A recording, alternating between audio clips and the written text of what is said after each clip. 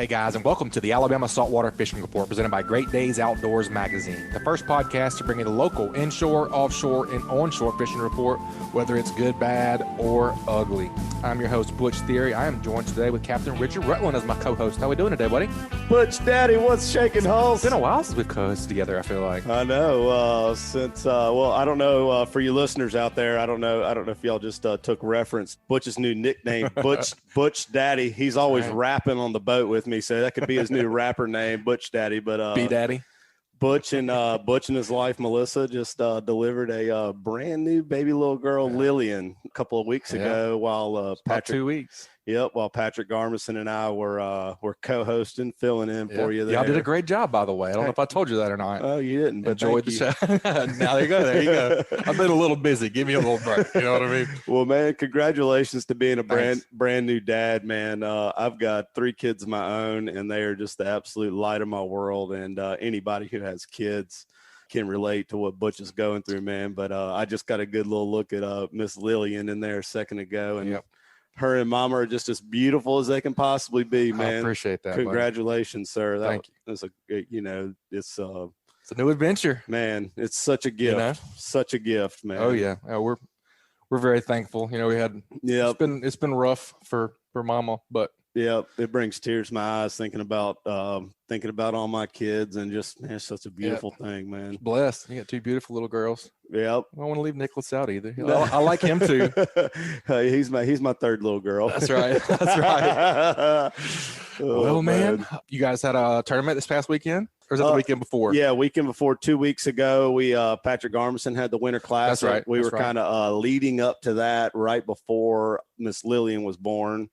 And had a very good turnout for the tournament. Great competition. The winners were Jamie and Scott Stevens, father-son team. That's right. I'm sure somebody will correct me if I'm wrong, but I think that's Jamie's first win in the trout tournament venue here, which is I was extremely ecstatic for him to win one. There's nothing like winning. Really cool. It's a father-son duo too. That's awesome. Big time. Yep. And those 2 guys were very, very hard competitors, very consistent.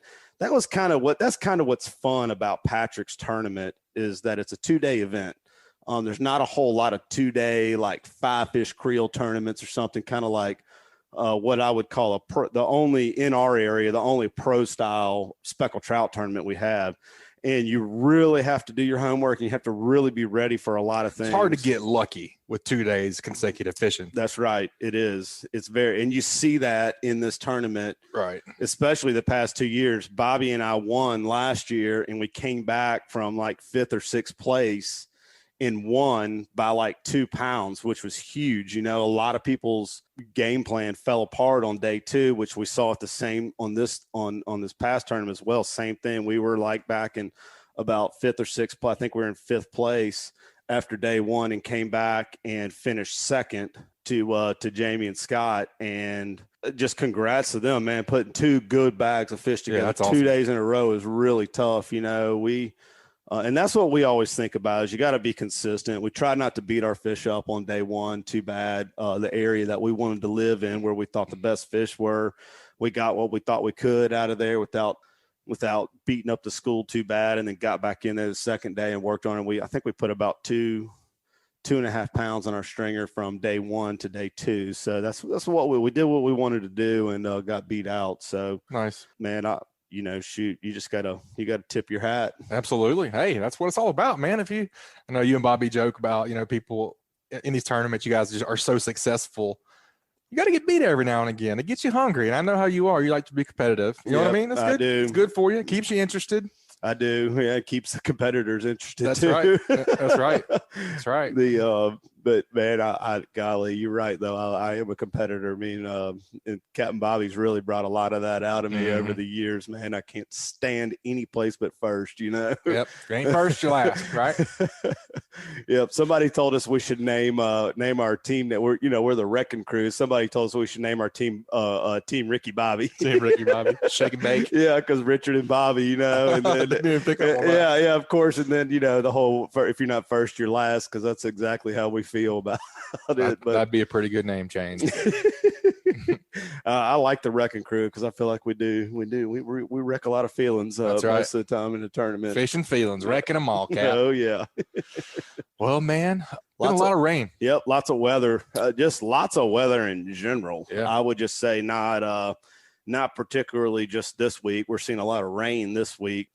Kind of before this week, man, it's been windy, it's been breezy. So I was going to say, it's been hot, it's been cold, yeah, it's been super windy in between. Yeah, these fronts have been piling up, and then we're about to see extreme opposite. Man, you and I went fishing this morning, and I've been in shorts all day, and on Sunday it's supposed to be in the 20s. It's going to have to blow big time between here and there as well. It is. It's going to blow a lot, and then it's going to really, really cool off. And then it's kind of looking like most of our tidal rivers over here along the bay, along the edges of both sides of the bay, are going to kind of flush out a little bit with some of this rain runoff. So it's a lot of rain, man. When I was coming on the way home today, looking, just in all the ditches and on all the fields, there's a lot of rain. Yep, it's got to go somewhere. It's definitely going to move some fish around and change things. Which is not always a bad thing, Sometimes I feel like there's schools of fish in these rivers that you don't exactly that you never kind of hit on, and the little flush like this happens, and man, it kind of, it's like turns everything over. Sure, moves different schools of fish to different areas, and sometimes you don't know what's there for sure, and you'll stumble across something. So yeah, could work either way, I guess. That's right. Interesting to see. Yep. How bad the rivers get. That's right. Something I usually kind of do is really start relying on my electronics then, because when you come behind these flushes, you have all this fresh water coming out and blowing the salt water out of here. It's going to hold, some salt water is going to hold up in certain areas, and being able to use your electronics and just being able to find signs of life at that point is a big win. It'll kind of give you a place to start. So that's probably what I'm going to be doing here the rest of the week. We've got Battle of the Grubs number 3 coming up on Saturday. So we'll be back at it competing. And these conditions are going to be tough, real tough. Yeah. Like you say, it's going to be a lot of fish moved around. Some feelings are going to be hurt. People got them fish hemmed up. They think they do. Hopefully it's not mine. Nah, believe in you, man. Well, guys, we got a great show this week. Got a bunch of good contributors lined up. We're going to hear from the old Pier Pounder. Going to hear from Chris Vecsey over at Sam's Bait and Tackle, and we'll see if we can get old Captain Richard Rutland to give us an inshore report. But first, we got to get the sponsor. This week's show is brought to us by CCA Alabama. A great way to support conservation projects like the Claude Petite Flounder and Speckled Trout Hatchery and the University of South Alabama Cobia Tagging Project is through the purchase of a distinctive CCA Alabama saltwater fishing license plate. You guys head over to Alabama Department of Revenue's distinctive license plate page at revenue.alabama.gov to get yours. All right, Butch, let's go down here to our first report and talk to the Pier Pounder. He got his pier Thornton. back, or half of it. Yeah. The half a Pier Pounder, yeah. That's right. I'm limping along there. I see you've been getting out some. Tell us a fish story, buddy. Kind of walk us through what you saw on the pier that hadn't been hit in a while. Yeah, we had an opportunity a couple of weekends ago. They opened the pier a couple of days early. They got things wrapped up and opened the pier. I was one of the fortunate ones to be out there early on opening morning, which we had just gorgeous weather for the end of January, early February. It doesn't get any better than that. It's still a little cool, but the water was real clear, and there were just lots of fish around the pier that day. Since then, it is kind of tailed off. We've had rougher water. We've had some cooler conditions that dropped the water temperature a few degrees. That may have played a part of it. Mostly, I think the water's not as clear and calm as it's been that first opening weekend and a few days later. And the fish catches were just tremendous. I'm talking a couple of hundred big whiting, a lot of them 14 inches and up, and some really nice sheep's head. Average was 3 to 4 pounds. I saw some 5, maybe 6 pounders landed as well. A few pompanoes, some big drum, some slot redfish, a few bluefish thrown in for good measure. So pretty much the usual suspects were on site there for this time of year. Midwinter, historically is such a tough time to fish the pier or the beach, and certainly with any consistency to hit it. You really have to you have to adjust, and I'm sure Richard could say plenty about adjusting this time of year. Well, Pier Pounder, the way it sounds like you're talking about opening day went, it almost sounds like summertime, man. You're catching all kind of stuff, bluefish and slot reds and pompano and whiting, man. That sounds like an awesome bite. But you're right. That's exactly how it goes. You'll have some of these days in the wintertime where it warms up just a hair and the water temperatures get right and everything starts chewing real good. And you'll almost see like these hints of like a springtime pattern the fish will slip into. And then, of course, we'll get another front, another cool off, and everything will chill back out. And like you said, you'll see the pattern change up quite a bit. So that sounds about typical of the wintertime, to me. But that's what's fun about it, though. You'll find a diamond in the rough every once in a while this time of year, which is a ton of fun. Yeah, February's weather can be so schizophrenic. It can be glorious even during the day. And I try to respect that by layering up my clothing. I'll have under my sweats or whatever, I'll have even shorts on most days. Yep, and I layered up. The sun comes out. I layered up in some shorts today, man. I've been perfectly comfortable in shorts all day. Yep. Yeah, that, a long sleeve shirt, maybe a windbreaker or something in case the breeze picks up a little bit. Man, you nailed it. Fog. Yeah, even the fog can be kind of patchy.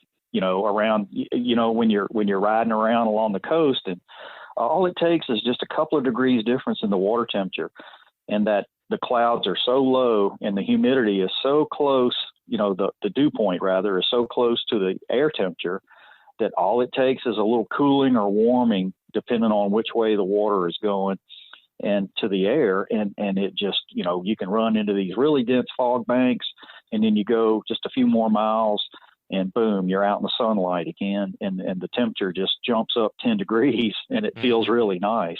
David, when on your opening day there, where you had a lot of success out there on the pier, what were you guys using for bait? Were you using dead bait or artificial? A little bit of both. What were the fish really keying in on for you?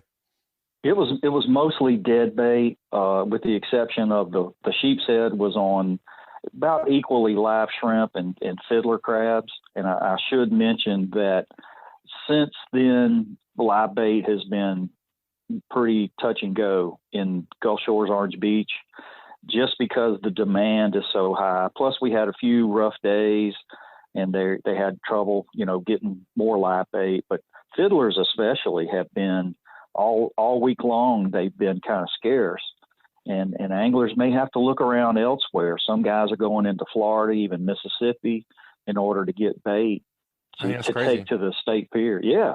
But that's supply and demand this time of year. When fishing gets good for a little spurt, very quickly the demand can outstrip the supply. Sure. Because just what's available as far as the days that the bait catchers can get out and try and get bait. You have some extreme tides to deal with, especially if you have any storm tides coming through.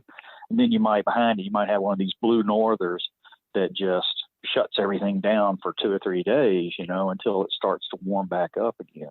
Yeah, and the fish they follow that pattern as well. It may be a day or two behind what's happening in the air, but it pretty much kind of shuts them down at times too. And it's tough to work around. They've still been picking a few fish up at the pier, but it's like, 40, 50 fishermen on the pier, and there'll be a dozen fish caught, that kind of thing. Ooh, and man, that is tough. It can be. Yeah, it can be. There's a lot more socializing than there is catching. That's for sure. Got to do something. Are you doing anything to combat that? Pulling off the pier and fishing more on the beach, or do you do anything in the backwaters down that area? Yeah, that's a good possibility. They've still been catching at times some drum, like in the intercoastal waterway, and places like Pelican Point at the big mouth of Weeks Bay, and even Fairhope Pier, places like that, the usual haunts where you would expect to find wintertime fish, or at least a few, especially if you're willing to stick it out for, a 4-hour period or something like that, kind of grind it out.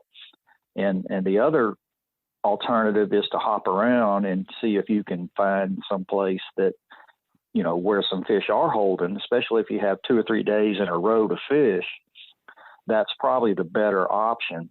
Mm-hmm. And if you can get on a pattern, at least by networking with some other fishermen that you talk to on the beach or coming off the pier or something like that, and get an idea if there is a pattern to where you can key in on it to try and take advantage of that. For sure. Typically what I do this time of year is look for some places along the beach during the calmer periods and concentrate on those where I can reach the sandbar that's fairly close in, unless it's real late in the afternoon, the high tide, and then I'll fish these points that are prominent along the beaches where the fish may come up shallower later in the day during the high incoming tide, the higher water. And also, especially if it's a sunny day and the water or the bottom has kind of warmed up a little bit, that may make the fish a little more active. And the other thing I do is fish a lot with ghost shrimp. If I can't find live shrimp or fiddlers or something like that, especially for the sheep's head or pompano, if I want to target them, I'll go with the natural baits. Yeah. Yep. Well, David, that's a great report. One little thing that you hit on right in this last little section was network. Man, network really goes a long way. You said network and patterning. It kind of reminded me getting tucked in somewhere.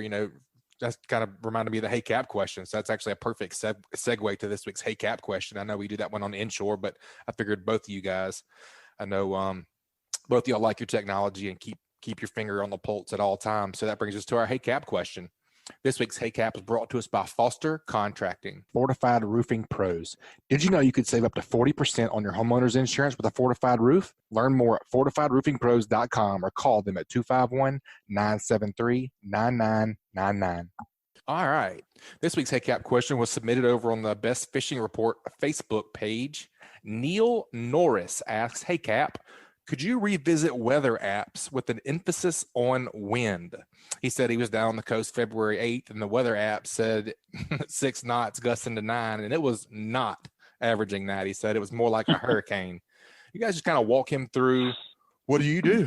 Do you start the night before? Do you start the day before? Do you get up and look that morning? Do you check a bunch of things? Just walk us through what you do, Mr. David. Yes. All the above. Yeah. I start with the extended forecast, because often if I have folks that want to meet with me and fish, off the beach or the pier this time of year, I try and get them the best weather window that's going to give them the most opportunities. So I start with the extended forecast. I generally like to go to the supreme source, which is the National Weather Service, NOAA, and look at the extended forecast. I look at the marine forecast because I'm fishing in that zone from the beach out 20 miles. Mm-hmm. So I'm paying close attention to that, keeping in mind that the forecast is updated 4 times a day when they run the computer models again, so that it may be subject to change, especially 3 or 4 days out. So as I'm getting a little closer to my window, I'll check it the day before.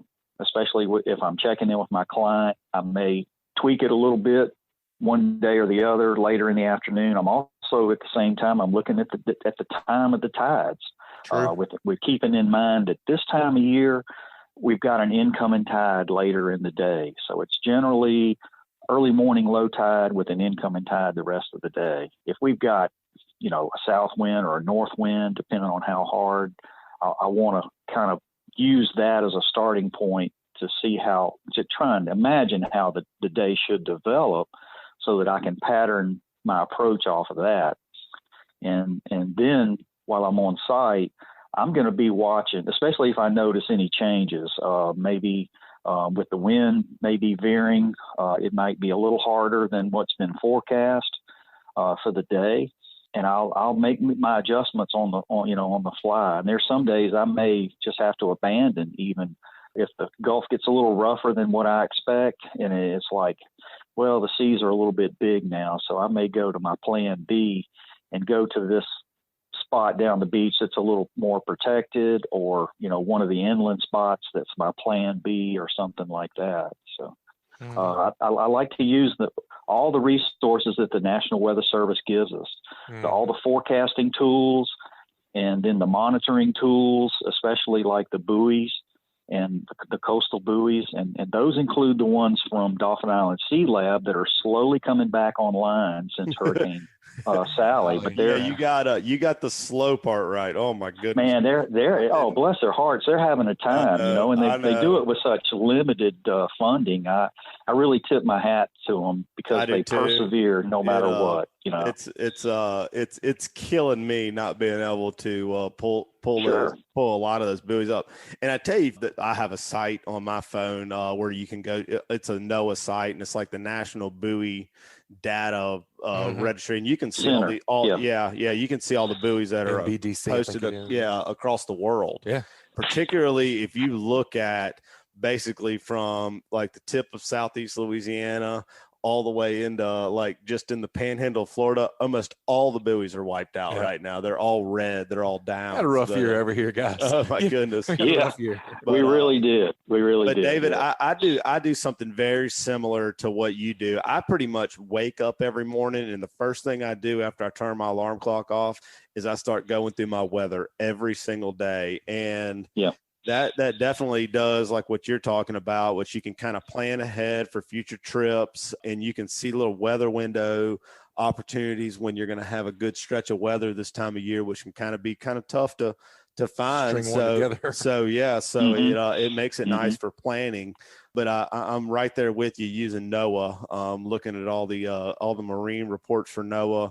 And a lot of times, I know you like that beach area a lot. I like Mobile Bay a lot. And a lot of times, man, you'll see huge difference between what the weather's doing in South Mobile Bay versus all the way up at the Causeway or something like that. Like the downtown will be totally different than the east end of Dauphin Island. That's right. You'll check. Absolutely. You'll check the Middle Bay or either Dauphin Island or Fort Morgan, and it'll be blowing 18 knots east-northeast, and you get up to the Causeway and it's blowing 4 knots out of the north, Yeah.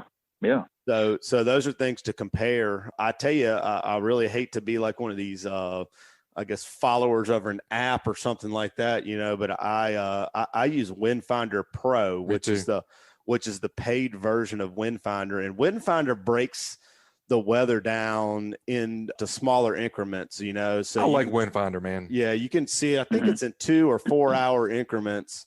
And man, I tell you, it's pretty much, I wouldn't say dead nuts accurate, but it's very, very close to what it's going to be. It gives you like a number of how many knots it's going to be blowing. Mm-hmm. And then it'll have an upper, so it'll say, man, on Foul River, it's supposed to be blowing 7 knots out of the northeast, but could be up to 15. But could be up to 15. Yeah. I think it shows the tide on there too. I think it does show the tide. The gusts, yeah. Yeah. And the rain chances too are even fairly accurate. Like it'll show when rain's going to happen, whether it's going to be at like 8 o'clock in the morning or 3 o'clock in the afternoon. It kind of gives you, man, I tell you, it's like I said, I do not live my life by Windfinder Pro, but it is very accurate. And it's great offshore. I've seen it be very, very good offshore and inshore as well. And it gives you a prediction out to think about 10 or 12 days out. Yeah. It's a long one. Which is really nice. Got like the Rand Powell saved in there and Petronius rig and a couple. That's right. And then the other we're talking about weather apps. The other app I really like a lot is My Radar. Mm-hmm. I have that one too. It's very good. And I have the paid version of that as well. I don't think I paid for that one, but it gives you a few more avenues to look at on there. The one I really like is it shows you wind direction on there. You can kind of see that's what's kind of really cool about, we're talking about like Dauphin Island versus the Causeway. You can really see the direction of the wind change a lot and the speed through that app right there with the wind. And you can see how like the heating and cooling effect of the land and the water really work. You really start to wrap your brain around it. You start to get inland sometimes. I'm such a weather nerd, man. Oh, I guess just growing up fishing, it's just ingrained in you. Yeah, exactly. Yeah. I wouldn't say I'm a weather nerd, but I'm a weather nerd because of my job, Well, I still don't fish for a living, and Melissa makes fun of me all the time. She's like, why do you need to know? I just need to know. What if I need to go on a run? That's right. Well, David, man, it was great catching up with you and talking with you. It was a great report. Y'all too. It'll get better. Once things start warming up, some of these fish already, I've noticed, are already the roe sacks are starting to kind of thicken up a little bit and get a little color to them. Some of the sheepshead especially are showing signs that, in about 6 weeks or so, right about when they should be, late in March, or they should be ready to spawn. So we'll be looking forward to that. Do the sheephead know that? Right. They kind of tell on themselves when they're getting ready, because they're ganging up pretty good, and there's a fairly good amount of aggression, with that. I noticed that reports from our buddy Patrick Garmison that he's been nailing them pretty good in areas around the bay and the sound. So, man, Patrick Garmison can catch a sheephead 12 months out of the year. That rascal is mad at a convict. He could be a bounty hunter all the time. He's like the jail warden, huh? He is. Just eating up convicts, huh? Oh yeah, he'd be. He's on sheepdog. Sheepdog, yeah, sheepdog bounty hunter. Yeah. Call him the warden, huh? I like it. Well, David, thank you for the report. How do folks get in touch with you to book a trip with you and get out there on the beach? Yeah, they can either check out my Facebook page at pierpounder.com, and that'll take them to my Facebook page of pricing information. They can email me or text me or call me at 251-458-2775. Awesome, buddy. We appreciate the report, and we'll talk to you soon. Good. Glad to hear from y'all. All right, Richard, let's head on down to Dauphin Island, Alabama, by La Batre. You never know where Captain Kirk's out of. Old fish god. That's right. The man, the myth, the legend, Captain Kirk Tillman with Captain Kirk Charters. How we doing today, buddy? I'm doing good. Been a while since you've been on the show. Welcome back. Yep, I appreciate y'all having me. Yeah, man. I've been seeing some Facebook activity. You guys stay really active on social media, and I always enjoy your fish pictures. You guys looked like you stumbled into a few tuna the other day. It's not that's uncommon for you to catch a tuna, but how about a few tuna and a zillion beeliners? That is a big table of beeliners right there. Yeah, golly, Moses, that's a lot of red. It is. Yeah. Well, just kind of walk us they're through, really good. walk us through what you guys did. I was just telling Captain Kendall last week, I believe, how I think beeliner tastes better than snapper, and he thought I was crazy. It's great. Yeah, my dad actually likes them more than snapper. It's pretty much his favorite fish, but I guess everybody's got a little preference. But they're really good. I had a group out from that came down actually from Alaska. We went out there, and I talked to them for a minute. I said, well, this weather's been so iffy. I mean, you just got to take a windy if you get it and try to get on out there. And I mainly just wanted to catch some tuna. And I said, well, basically, we got this little window right here, so we're going to have to leave at this certain time to do what we needed to do. And they ended up having to come in a day earlier. But anyway, we went out and we was going to go deep dropping a little bit, and we was actually kind of shallow water deep drop. What do you mean by that? Depth wise? Well, 130, 150 foot. This time of year, I mean, I always stop up the hill a little bit before I get out from that deeper water. The snapper didn't seem to be, a lot of times you drop down, you're just catching like 3 snapper to every beeliner or something. They just work you to death. But this time of year, it seemed like the beeliners are a little bit more aggressive. We stopped and hammered on them on a few spots. Man, they were big beeliners, 2.5 pound beeliners, some even bigger than that, but a good, really solid average of beeliners. And man, they had just as much fun catching them as just anything. And I mean, it's nonstop, fastest I love catching hit the beeliners. bottom, you get in a bite. Mm-hmm. Do you have a particular rig setup that you love for beeliners and bait? We just use cut squid for the most part. Sometimes if they quit biting or get a little finicky, like you don't have a lot of spots and you just fish in a spot, we actually had some bonita and some blackfin that we'd add. We put a little bit of that on there as well, and it works really good. Just kind of switch it up a little bit. Yeah. Awesome. All right. So then you guys smash the bottom fish, and then tell us about your tuna adventures. How'd you guys catch them? Did you guys catch them chunking, trolling, etc.? Well, we run on out we got a limit of beeliners fairly quick. We was all happy, so we run on out. It's a great start. which I wanted to get on out before dark anyways. Always, you get that crunch time offshore. It seemed like daylight and dark's usually your best, your best feeding time for whatever reason that I found out. So I wanted to be there at either one of them. And with the weather, we couldn't hit but one. So it's going to be the afternoon bite. And got out there and was diamond jigging a little bit, just trying to catch some fresh red meat. We actually hooked a yellowfin. I was like, man, there's no blackfin on there. So he wasn't real big, but for a little Abe at 6'0" with diamond jigging on it, so it was a good fight. Got him in the boat, probably 60, 70 pounder with nice fish. And then we immediately started chunking, and we picked up a few right off the bat.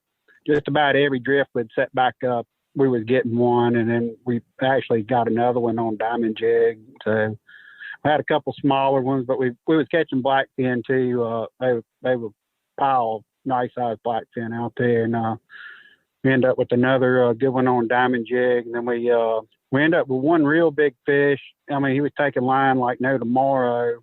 We had two fish on at once, and one of the guys, the people that I took with me, went to gaff one and lost gaff overboard, and we I broke total fail. Hey, that'll happen on the big jobs, huh? That's right. Yeah. We broke a gaff on the trip before, and that was the only gaff we had beside this little like mini gaff. I was like, man, I gotta pull back up and get that gaff. I said, because we got two fish on. There's no way we're gonna get them in a boat without a gaff. Man, that's great. And good enough is a Martian tack gaff, and they float, because I've lost a few gaffs before.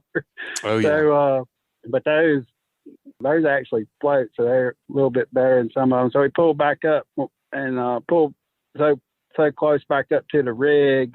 The big fish that was on, ended up getting in there and cutting us off, just because we had to pull all the way back up there to get the gaff that was floating.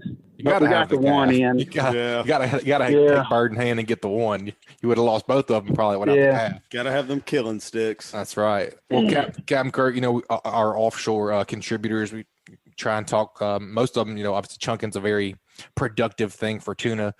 Do you just do the normal setup as far as like a 30 or a 40-foot wind on leader and, smaller circle hook and chunk, or do you have anything special that you like to do? Not a trick question. Legit curious. Yeah. Basically, we might tie on a 6-foot leader or something like that. I mean, I know a lot of people put a full spool on, which I don't see anything wrong with it. And if you weigh offshore, I don't see anything wrong with putting a swivel in there, especially if you got people on the boat that hadn't been a lot. When they reel, when you reel the bait back in, if it doesn't come off the hook, it twists your line up, and then your line's jacked up for the rest of the time, because the bait's steadily twisting in circles. It jacks your line up. So if you had a swivel on there, it wouldn't do it. Every once in a while, I'll put a swivel on if we start having problems like that. But a lot of times we just tie it straight on the line, and usually 60 or 80 pound fluorocarbon. And most of the time out there, I just use straight line. I don't even worry about it. And when you say straight line, fluorocarbon, are you tying your fluorocarbon to braid, or are you going fluorocarbon to mono? I tied a fluorocarbon straight to the braid. Okay. Or I just use straight line, straight 60 or straight 80 line, just tie the hook straight on it. Mm-hmm. I mean, I know fluorocarbon's got its advantages at times. I feel like that knot, if you don't tie that knot right, knot's going to fail you every time. So you got to be, whoever's tying that knot on's got to be, you got to be careful with it, because you don't know how many people say, "Oh, well, I know how to do that," and then every time, whoever ties the knot needs to be very confident in what they're doing. Especially tuna fishing. Yeah, pressure. And what happens is, it's easy for that knot when you pull it tight for one of the loops. Just not if you tie a double uni like I usually do. Mm-hmm. You don't pay attention to it. It'll get over on it, and it'll break off every time. Yep. And I've been guilty of it. It's happened with me before. I think that's really just part of experience and becoming proficient at what you're doing as well. Is tying knots, testing it, and putting it and tying a knot, being good at tying a knot testing it before you put it in the water and then putting it to the test on a fish. Knowing its strength, like before and after. That's right. All three of that. And I tell you, every time I've ever learned to tie a knot or done anything, I sit in front of the TV on the couch and tie that sucker about 100 times. I like that longer. I like that longer leader kind of wind on setup because it takes the wireman out of it. I mean, wiring on that 60 and 80 pounds makes me so nervous. You know, those fish are shake the head, one little head pop, and that leader's shot. Yeah, that's right. Well, awesome, man. It sounds like you guys had a good trip. That's going to bring us to our offshore tip. This week's offshore tips brought to us by Hilton's Offshore Charts. Hilton's real-time navigator, bringing you the highest quality online satellite fishing chart since 2004. Your source for sea temps, altimetry, currents, and watercolor at hiltonsoffshore.com. What you think for an offshore tip for us this week, Captain Kurt? I think if the tuna can see the hook, you're probably not going to catch one. So that means if you can look at that bait and see that hook in it, and you throw it overboard like that, you're probably not going to catch one of those fish in good, clear water out there. I would certainly agree with that. I mean, you're talking about as far as chunky, and you got a good chum line going, and then this bait shows up with a hook in it. I guess that's what you mean. They got big old eyes. There's a reason they can see a lot better than you can under that water. If you throw that bait over and you can see the hook in it, like sticking out the side of it, and you throw it overboard, more than likely they're not going to hit that bait. And people don't realize the importance of that, but to me, it's a game changer. Well, tell us what you do to combat that. What's the best way? I know that there's a bunch of different ways. You can run a knife through it and then pop your hook through the other side. Yeah, that's what we usually do. Okay. We just got a big enough chunk, and you can just poke a hole in it with a knife and then put your hook in there where it's completely hidden, and then just turn it, a little bit where it's hung in there good. This is what happens most of the time. I see it just all the time. What happens is somebody hooks it just right, and then they go and take and throw it in the water, and they don't have any slack pulled on their line. So as soon as it goes out and they throw the bait in the water, the line catches tight, and it pulls the hook up right through the bait. And it's out of the chum line. You're not doing yourself any good. You just threw the bait over, and the bait caught tight, and your hook's hanging out the side of the bait. So you want to have enough slack in the line when you throw that line over. You don't have to worry about it pulling through the hook. It's just floating on out with the rest of the stuff. And you got enough slack in it. Yes, sir. That's a great tip. So when you get ready to drop your chunk in the water, are you guys pulling out 10 or 15 feet of line or something like that? Well, probably just a couple 3 or 4 foot, where when it hits the water, it's not tight on the line where it's pulling the hook through the bait. You know what I'm saying? So, I mean, I see it all the time, and I'm like, hey, look, I have to explain to people, hey, look, when you throw this in the water, you want it to be slack, and you just want it needs to look like all the rest of the bait that you're throwing out. You're still chunking. Another thing too is, man, when I'm out there chunking, man, we're throwing some bait in the water. We're not the people sitting there. You need to have somebody that's putting some bait out. Those fish swim all day. They eat all the time. I heard people say, "Oh, well, they all filled up. They ain't gonna eat anything." I don't believe in that concept. Don't think you know what I'm saying? But, right. Yeah. So you kind of got So you've got a nice slow and steady chum line going in the entire time. That way, after you pull off a couple 100 yards of line on your chunk and reel it back in, you can just drop another chunk in the water right there and keep on rocking, right? Yeah, if you wanted to do that, or I'll just go reset back up, but it in the same place. Okay. And then keep doing the same thing. But like even the other night and the other day, I mean, we would chum heavy and get that bait out there, and I mean, we'd get a bite. We'd have somebody. Another thing too, I can fish 4 people, 5 people on one side of the boat. I've got some offset rod holders, and we seem like a lot, but usually if we start getting tangled up, I'll slack back some people. But I usually fish a lot of people like that. And you might have one person on the boat. Every time they put out a line, they get a bite, and they're either doing something different or it's got a different line on it or something else. So I wouldn't necessarily fish every pole with the same stuff every time, because that might not be what they bite. It's just like inshore fishing for you, probably.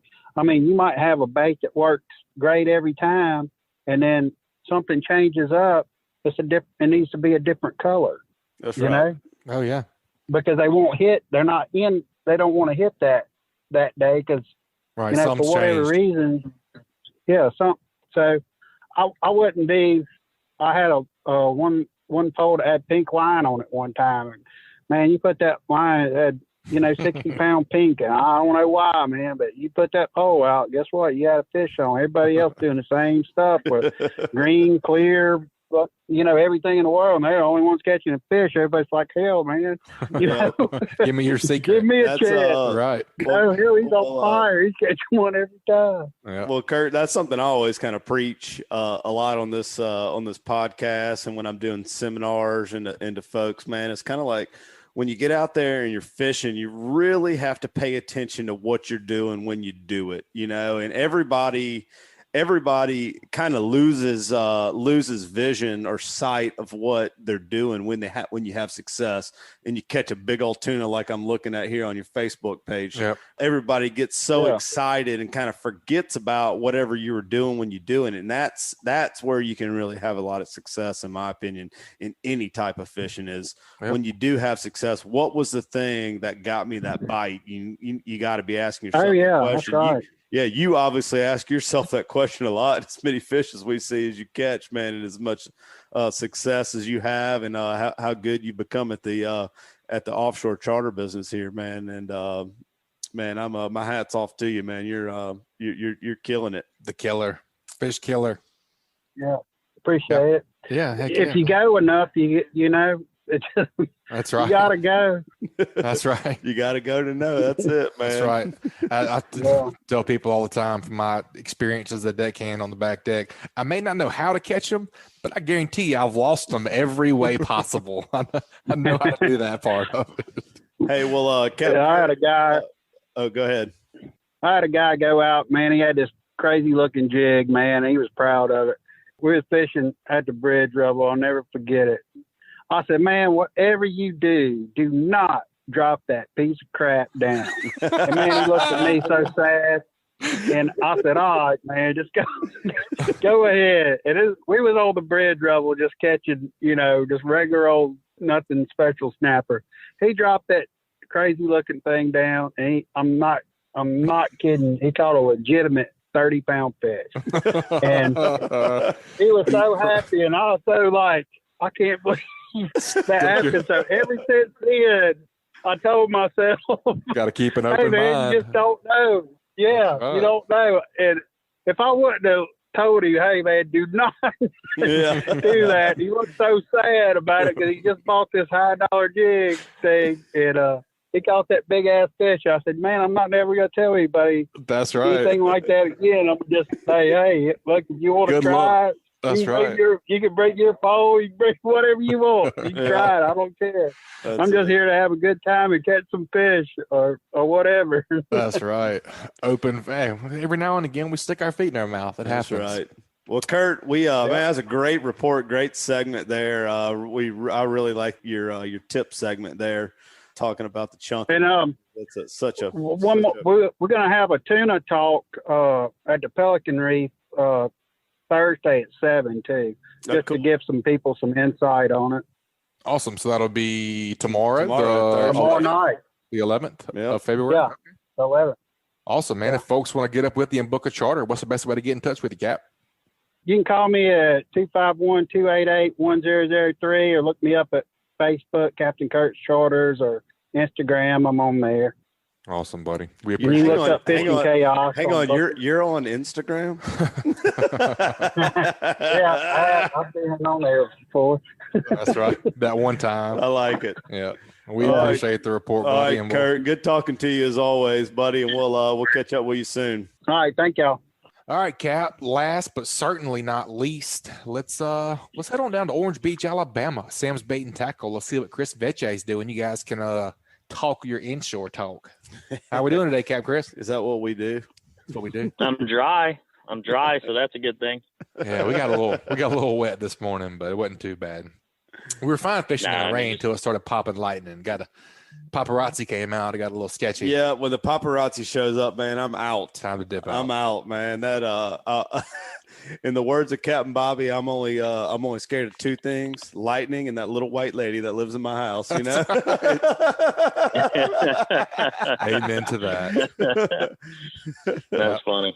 What's been going on with you over there, buddy? When you're not working at Sam's, you been getting out a little bit? I've been fishing almost every day that I can.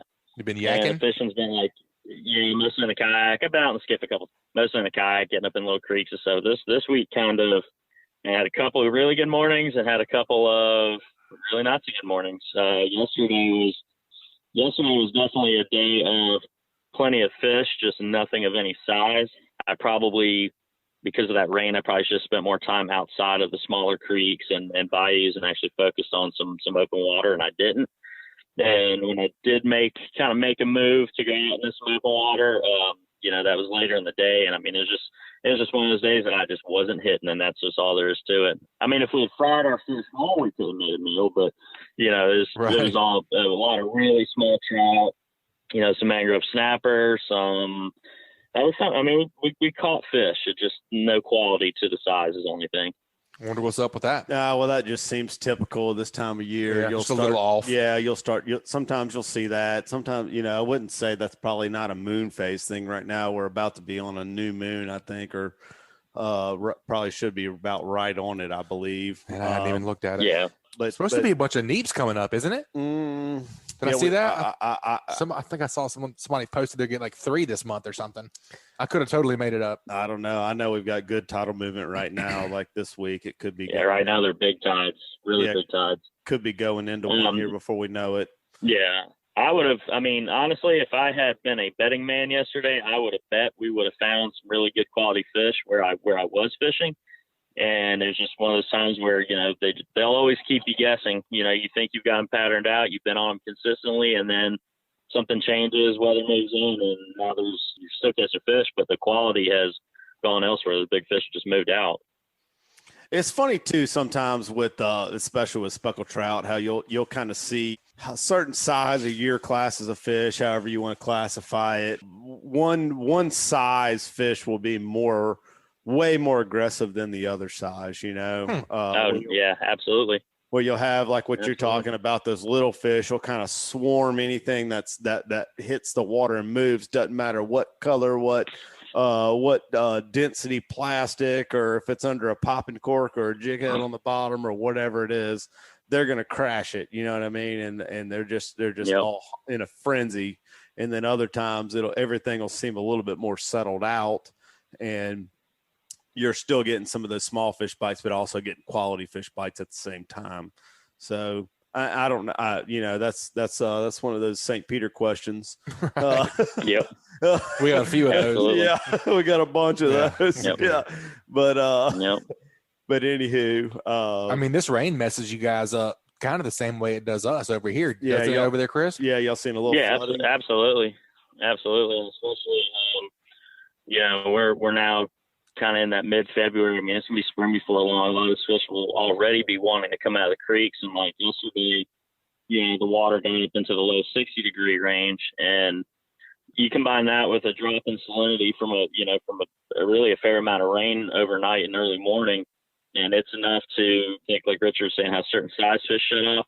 I've noticed that big trout in particular, if we get that sudden influx of fresh water, the fish could definitely be there, but it's just something about that salinity change just completely, shuts them off. The smaller fish that are still obviously growing faster, they're more aggressive, they have higher metabolisms, they're going to keep eating. But those big fish, I really think the bigger ones were there. I just think that influence of fresh water and that rise in water temp, I think it kind of shut them down. Yeah. What are y'all seeing? The only thing I can piece together. Huh? What are y'all seeing for water temps over on your side right now? It had been consistent in the upper 50s, and then getting to like say 61, 62. Yesterday I got in the water as warm as 64, almost 65.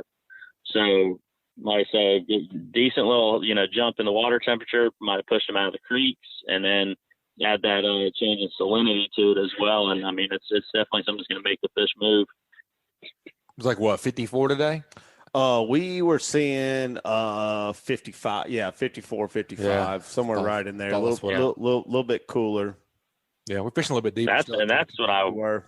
Yeah, and that's what I want. You know, what I want, like this time of year, I want 50-degree water temps. I want it cold. Not only is it going to keep the trout hemmed up in those headwaters, but it's going to pick up the bite on a couple other species as well. But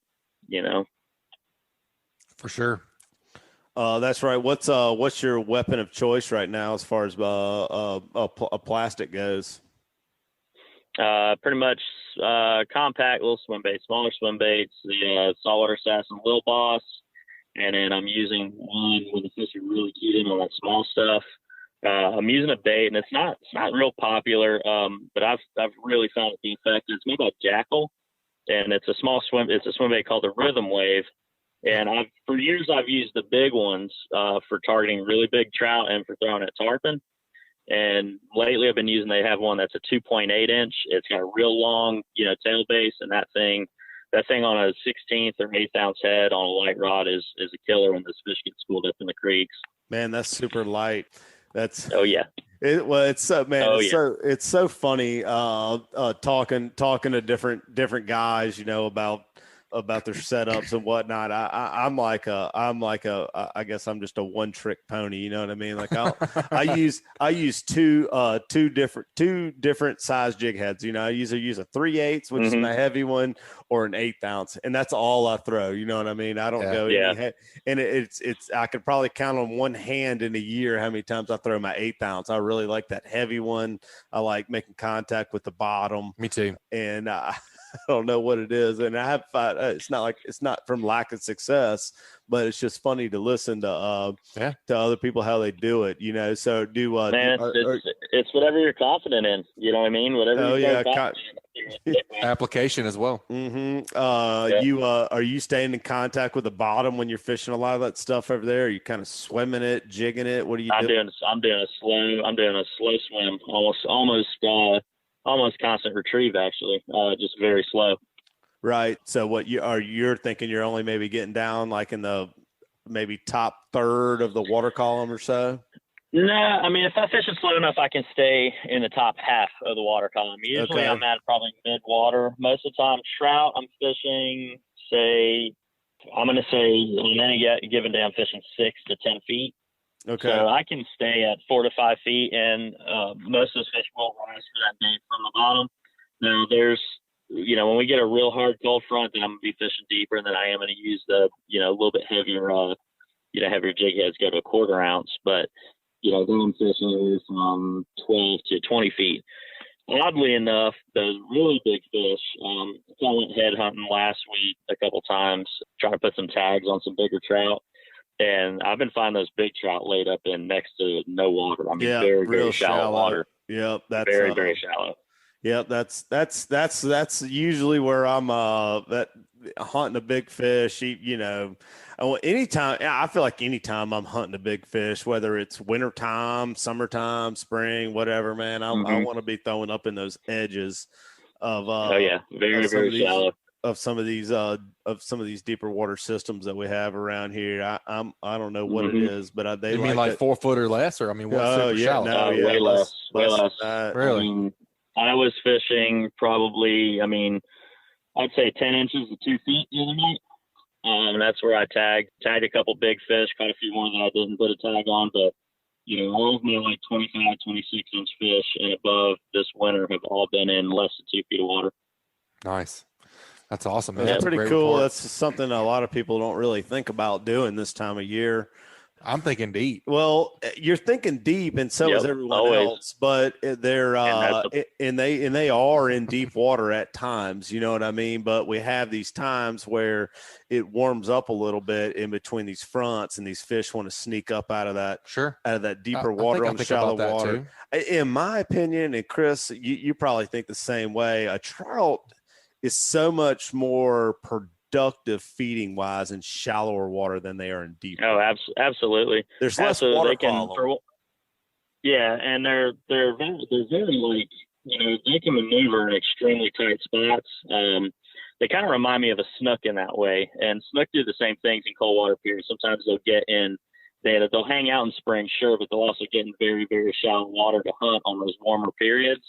And that's what these big trout have been doing, and especially middle of the day. Middle of the day is the best time to go and actually sight cast them in these super shallow areas, because that bottom's heating up real quick. That shallow water heats up quicker, and you come up. You'll come up in these areas you've drifted into on accident. That are only 1.5 foot deep, and you look over and suddenly you see 3 or 4 really big trout just kind of almost laying on the bottom. That's really the time to get them. And how you target them can be, obviously a lot of different ways. I like to throw jerk baits primarily when I'm fishing for them up shallow, but there's a lot of different things you can catch them with. That's awesome, man. That's a great report. We got to get that tip from you before we leave. This week's Eastside Inshore tip is brought to us by KillerDock. As anglers, we put a lot of time, money, and passion into fishing, but most of us do not have a fish cleaning station that we are proud of. Many of us are suffering from dock dysfunction. A rotten table with rusty metal, this is just no good. But the dock enhancement that we've all been waiting for is finally here. KillerDock uses marine-grade aluminum to make fabulous fish cleaning tables and stunning canopies that will keep us out of the sun. KillerDock combines durability, function, and design to uniquely upgrade your entire dock experience. Visit KillerDock.com to see more. All right, Chris, what'd you think for an inshore tip this week, Cap? I'm going to base it off of yesterday's failure. Failure, you said? Yeah, failure. Okay. That guy here. Let me give you a tip. Yesterday I sucked, so let me tell you how to do something. I ignored visual cues and things that I know. Sometimes it's like all your experience goes against you. And I'd say, we got a lot of rain in the forecast coming up, and we're coming further we get towards March, especially. These little showers and fronts and stuff are going to drastically change the waters that we've been catching everything in. And usually I'm telling you, go up these creeks, go up to the heads of these bayous. That's where the fish are going to be. But on days like yesterday, here we get these warm periods. During these warm periods, we get a lot of rain and we get a lot of high water, and it really changes the way these fish feed. And whereas yesterday I should have moved out of the creeks and fished with the open water kind of, adjacent to the mouth of them, I didn't do that. So I'd say my tip is, pay attention to the rainfall totals. And, on those days when you not only do you have some, have an inch or so of rain come down, but you also have those warmer water temps. Those big fish just don't stay in the creeks. You got to move out into some, into the mouths of these areas, into some open water. And like I was talking to you about those big fish, find some of those big, shallow, expansive flats that are on the outsides, whether it's sandbars, mud flats, grass edges, whatever. Focus on those spots, because those small waters, the salmon's it's gonna plummet and it's gonna push the fish out. So, definitely pay attention to your rain totals. Well, that's just funny you say they that. Both go up. Yeah. Well, I mean, just pay attention to everything. So Richard preaches all the time. We were just talking about that with Captain Kurt, just because he was talking about tuna being a mile off the rig.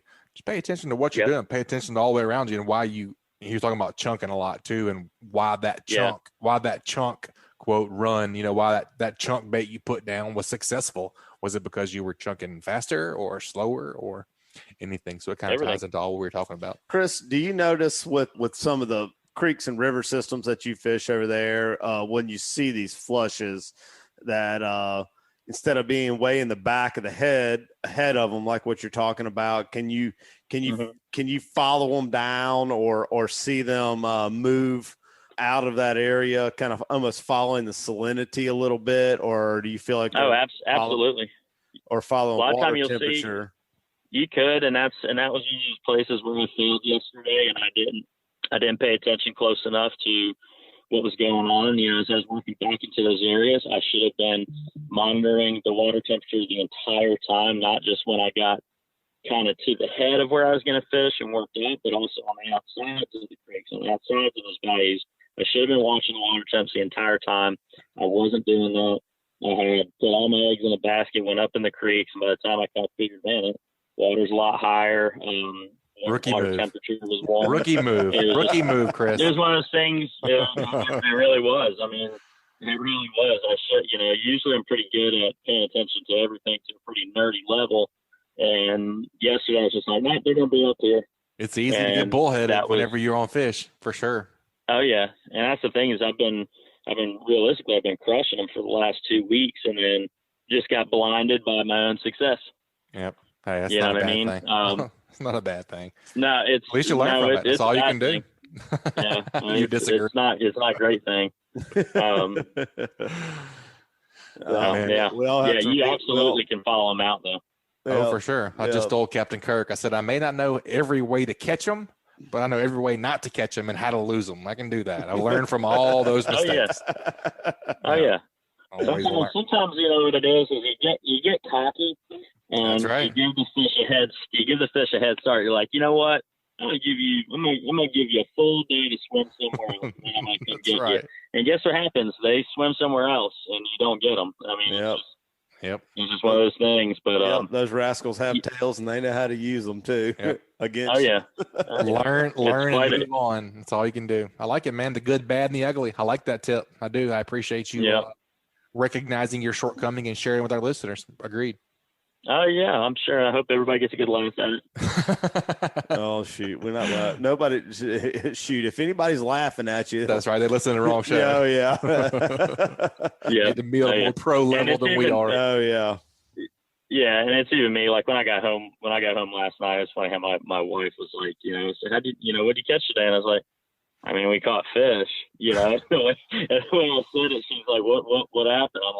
I'm like, I was just an idiot. So I didn't do what I knew I should have been doing the whole time. Just got, tunnel vision. This is where I'm going. This is what I'm going to do. And it's easy to do. And it really is. Yep. Well, Chris, we really appreciate the report, buddy. Awesome report. Awesome tip. If folks want to come down and visit you at Sam's or give you a shout and pick your brain, what's the best way to get in touch with you? Awesome. We're here. One of us, either me, Dusty, or Mark is here, pretty much every day, 7 days a week. But you can give us a call at the shop, 251-981-4245. You can shoot us a message on Facebook, Sam Stop and Shop. Find us on Instagram. Like I say, just anytime you want to swing on by. We love to talk fishing and hope to set you up with success. So come on and see us. Awesome. What's that address there in Orange Beach? It's 27122 Canal Road. Pretty much once you get on Canal Road and you get to Dock Seafood, continue east about a mile. We're on the left. Easy enough, man. You guys stop in and pick Chris's brain, get you a good setup, get you some good baits, and be productive. We appreciate the report, and we look forward to talking with you next time. As always, buddy, keep whacking them. Thank you. All right. Thanks for having me, guys. All right, Captain Richard, that's another great Alabama saltwater fishing report, man. I appreciate you co-hosting with me. Yes, sir, man. I'm glad to be here. I enjoy it. Man, I enjoy it too. I can't believe that March will be our 3rd year doing this. Seems like time has I can't believe it. Flown by, hasn't it? Like 151 episodes or something last time I sent it to Johnny. That's so cool, man. It is cool. And I know the other day, Captain Patrick was out here. I went out and harassed him out in front of my house. He had a podcast listener on. He was like, I appreciate the show so much. And I was just like, how cool is that, man? It is super cool, man. I love it. It's a nice symbiotic circle we have here. It is, as far as how we have we have sponsors of the show, we have listeners, we have the co-hosts, the host.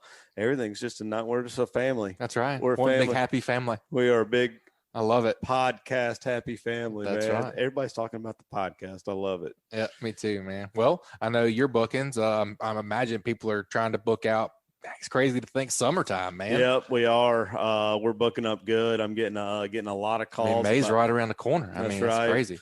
Getting a lot of calls about a lot of my regular customers are wanting to book on some of these springtime and early summer full moons and good tides and things like that, which is great because you can really you can look at some of these solunar applications and tides and whatnot and put people in nice little areas. And then I don't know if everybody knows or not, but I'm going to add an offshore side to my business as well. We have not announced that yet. No, we haven't. But not announced that yet. I bought this wintertime a 33-foot Ocean Master. Fine rig, man. It's I enjoyed our trip on it. It is an absolute beast of a boat. It is a vessel. if you designed a boat for fishing and for pretty much anything as far as substantial fishing room and maybe not economy. It's just a little heavy. Yeah. But the perfect fishing boat as far as the center console goes, as far as I'm concerned. I've only been offshore a couple times on a center console for tuna fishing. And, sometimes you bump your butt on the center console, going around it.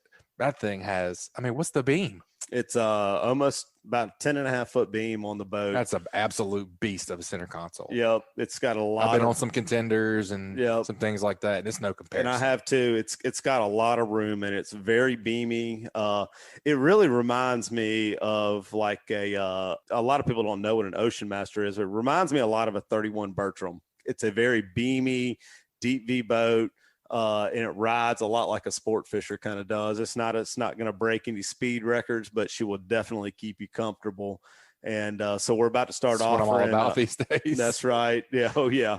So we're about to start offering offshore trips. We've got a set of federal reef permits coming on the boat before long, and so we'll be running snapper trips in the summer, and then doing amberjack, triggerfish, and then hopefully here for too long, if the weather will ever get right, we'll be tuna fishing here for too long. So cold-blooded's going offshore is what you're saying. Cold-blooded's going offshore, inshore, man. We're trying to cover all bases. All right, let's take over the world, Cap. I like it.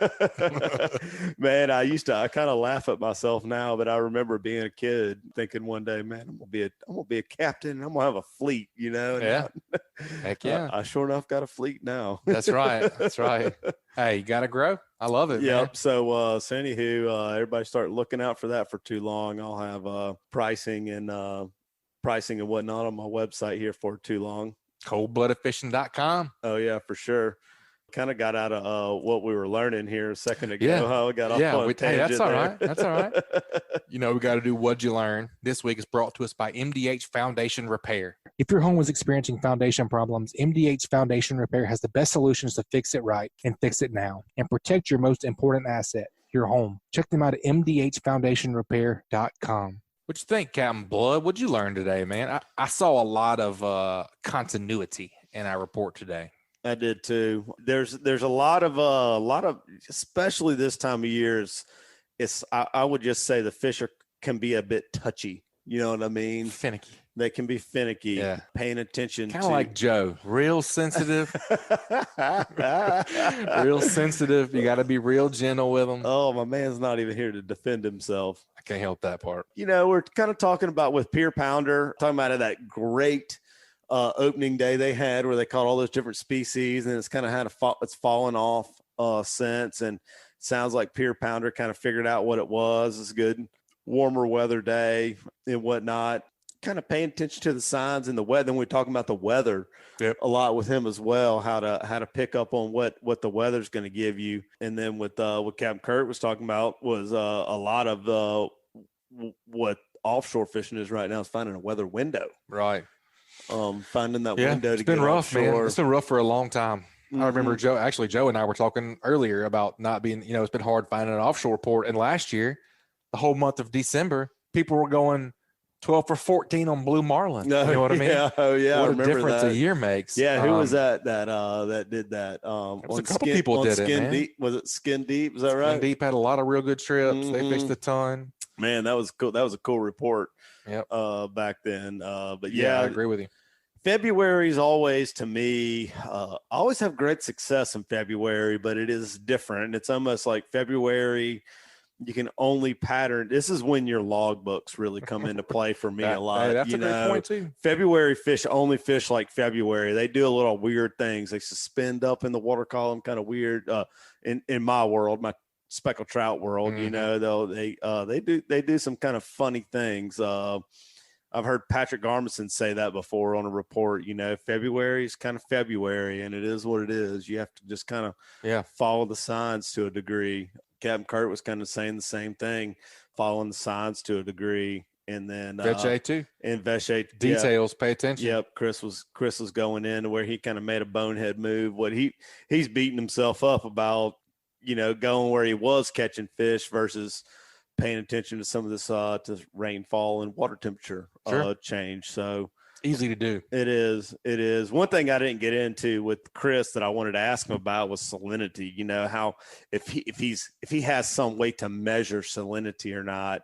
Just you know, I do have a hydrometer on my boat, you know what I mean, where I can tell you exactly on the surface how many parts per thousand the salinity is. But one thing I look at that's easy for everybody who's listening is look at the bubbles in your wake. Yeah. I learned that from, I'm pretty sure it was you. Yeah. You or Bobby. Yeah. And I learned it from Bobby. So either way. So we'll give Captain Bobby credit for that one. But, you know, like when I look in my wake in my boat. Well, I was fishing with maybe the first time. It kept looking back. I'm like, somebody chasing us? Like, wait, yeah. keep looking back. And I do the same thing. And I've had my customers ask me the same thing, man. What are you looking at back there? And I'm like, well, number one, my head's just on a swivel, you know what I mean? Just because I like being safe. But two, I'm looking at that salinity in my wake, you know, they're like, salinity, what do you mean? I'm like, well, you know how salty the water is, you know? And so one way I'll measure the salinity, you can almost, if you start paying attention to it, man, you can almost tell how salty the water is by idling.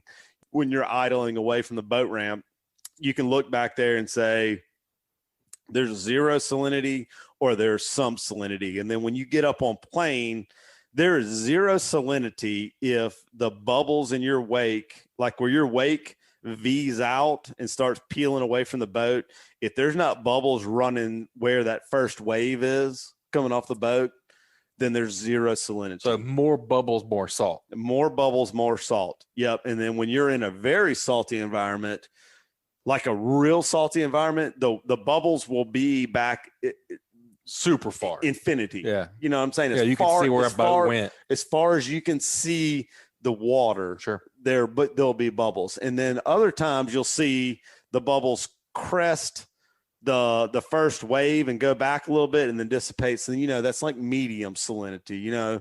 So you can tell without like sticking your hand in the water and tasting it, but just by that, you know? Yeah. So, well, I like to hold my lure in my mouth to get it warm before I fish. So I kind of knock out two birds with one stone there. You know what I'm saying? Is that before you put your special sauce on it too? That is definitely after. I like to taste it. But that, you know, that's a little trick. Trick like Captain that. Bobby taught me a long time ago. Fun fishing and tournament fishing with him. Yeah. To one thing. Wealth of knowledge again. Oh yeah, one thing to look at. But one thing I'm looking at right now, man, are like when you're planning a fishing trip coming up and you're around any of the, like we've had these rain events, you know, you're around any of these systems. If you happen to just be driving down I-10 or back and forth from Dolphin Island or across the Bayway or something like that, look at all the little creeks and rivers that the interstate passes, you know, that, and if you go get on Google Earth or something, or, you know, start looking at your maps, you can see where these little drains come from, you know. Watershed. I think is the correct word for that. Exactly. Where these watersheds are draining into, you know, there's a bunch like Dog River.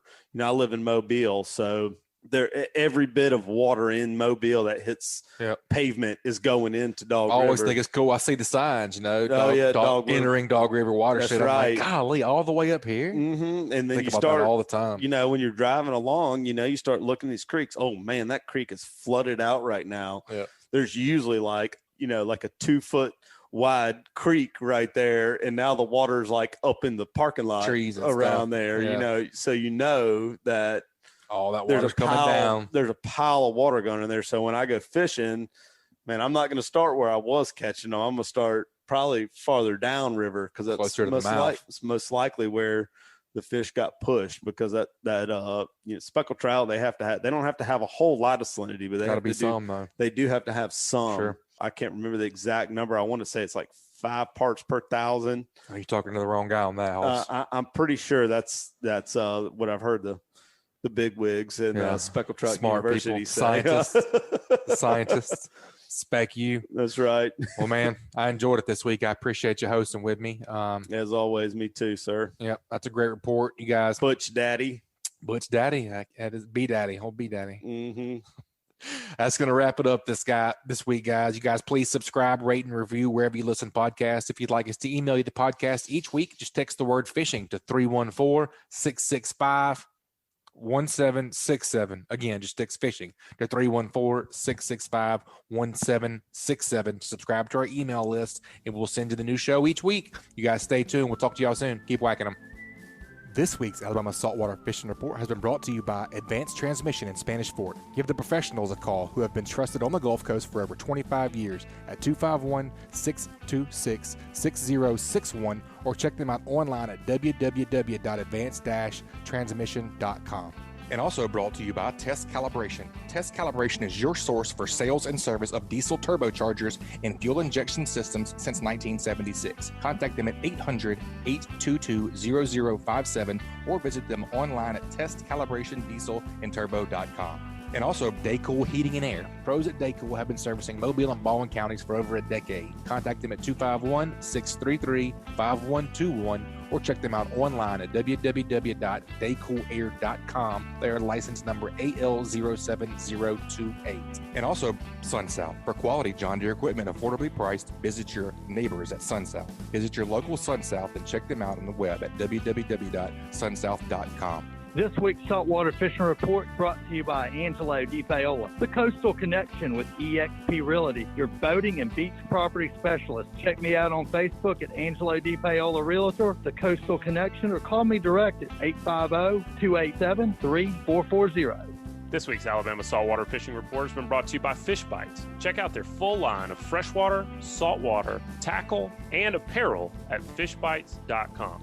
And also brought to you by Bucks Island. They have new pontoon boats, bass boats, bow riders, and aluminum boats for sale. They provide boat service on all kinds of boats, even if they weren't purchased from Bucks. Visit them at 4500 Highway 77 in Southside, Alabama, or give them a call at 256-442-2588. Also brought to you by Dixie Supply and Baker Metalworks are proud to be your metal roofing headquarters for over 40 years. Save time and money by buying from the most reliable manufacturer on the Gulf Coast. Buy it today, pick it up today. With the addition of their new store in Cantonment, Florida, they now have 8 locations to serve you. Dixie Supply and Baker Metalworks, your metal roofing headquarters.